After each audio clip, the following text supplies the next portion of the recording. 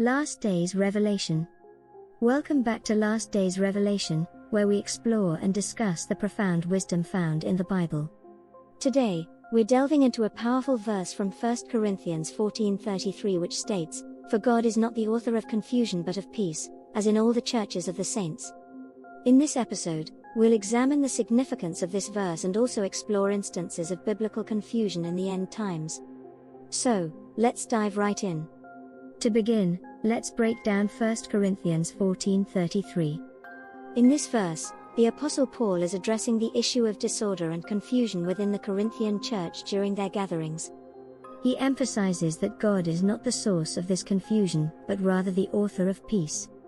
This verse serves as a reminder that God desires order and harmony within His church and among His people.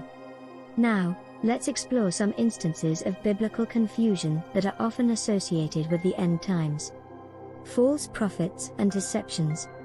One of the key signs of the end times, as described in Matthew 24:24, is the rise of false prophets and false messiahs who will deceive many. This widespread deception can lead to confusion among believers who may struggle to discern the truth from falsehood. Matthew 24:6-7, Jesus also spoke about wars and rumors of wars as a sign of the end times. These conflicts, along with the accompanying chaos and fear, can create a sense of confusion and instability in the world. Increase in lawlessness. Another aspect to consider is the increase in lawlessness mentioned in Matthew 24:12. As people turn away from God's moral principles, societal norms become more ambiguous, leading to confusion about what is right and wrong. Conflicting doctrines and teachings. In 2 Timothy 4:3-4, the Apostle Paul warns that in the last days, people will gather around themselves teachers who will tell them what they want to hear, leading to a departure from sound doctrine. This divergence in teachings can contribute to confusion within the church. Good is called evil and evil good. Isaiah 5:20, followers of Jesus are increasingly seen as dangerous to children. A major presidential candidate recently called for churches to either come into alignment with his moral beliefs or lose their tax-exempt status. Franklin Graham said that as a result of such pressure, there will be a lot of Christians who unfortunately will bow down and give in, and many have already. Are individuals feeling more liberated when they reject the biblical understanding of right and wrong? Are they getting better psychologically? No. They're becoming worse. America and the majority of other first world countries are confronting a mental health crisis.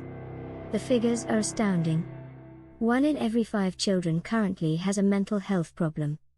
And those are only the ones who have been identified. Psychiatric emergency rooms are being established in an increasing number of hospitals around the country. Why? Because we are in the midst of a mental health catastrophe. The first chapter of Romans is a warning to societies that deliberately turn away from God.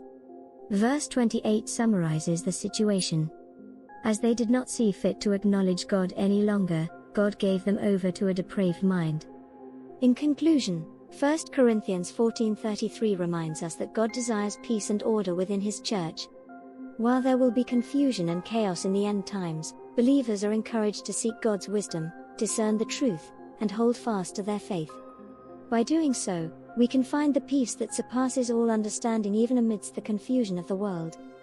Thank you for joining us today on Last Days Revelation. If you found this video helpful or insightful, please give it a thumbs up, subscribe to our channel, and hit the notification bell so you won't miss any future episodes. Also, feel free to share your thoughts and questions in the comments section below. Until next time, may God's peace be with you all.